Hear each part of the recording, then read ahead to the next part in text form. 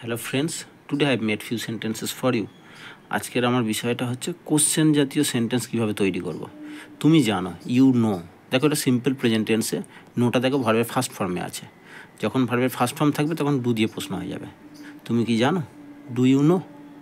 তুমি জানতে, you new. এখানে দেখো ভার্বের সেকেন্ড ফর্ম আছে, মানে simple past tense. Simple past টেন্সে থাকলে ডিড দিয়ে প্রশ্ন হয়ে যাবে। তুমি কি জানতে? Did you know? তুমি বলেছো, দেখো এটা প্রেজেন্ট পারফেক্ট টেন্সে আছে। ইউ হ্যাভ টোল্ড অথবা সেইড, ঠিক আছে। তো প্রেজেন্ট পারফেক্ট টেন্সের রুলস জানি, হ্যাজ হ্যাভ ভার্বের থার্ড ফর্ম।